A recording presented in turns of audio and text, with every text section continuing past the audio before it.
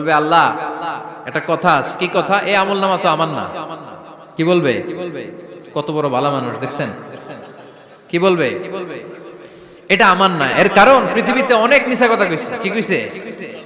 পৃথিবীতে অনেক মিথ্যা সাক্ষী দিয়েছে, খুনের আসামি মিথ্যা সাক্ষী দিয়ে বেকসুর খালাস। আবার ফেরেশতার মতো পবিত্র একটা মানুষ মিথ্যা সাক্ষী দিয়ে ফাঁসির আসামি, এরকম আছে না নাই?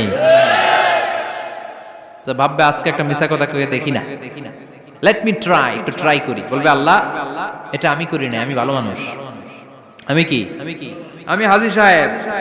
আল্লাহ এটা আমি করি নাই, ভুল করে তোমার ফেরেশতা আরেকজনের আমলনামা আমারে দিয়ে দিচ্ছে। নাউজুবিল্লাহ পড়বেন না? ফেরেশতারা ভুল করে, ফেরেশতারা ভুল করতে পারে। আল্লাহ বলবে এটা তোর আমলনামা, ও বলবে না আমার না।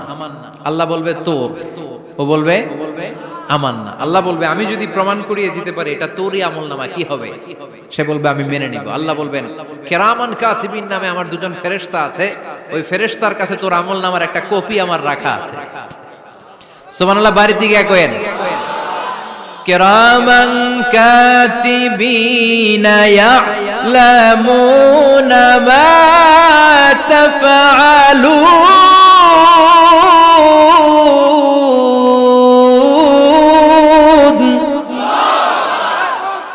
কিরামান কাতিবিন দুজন ফেরেশতার কাছে তোর আমলনামার একটা কপি আমি জমা রেখে দিয়েছি। ওই কপিটা রব্বুল আলামিন ব্যাকআপ ফাইল থেকে নিয়ে আসবে। পড়েন সুবহানাল্লাহ।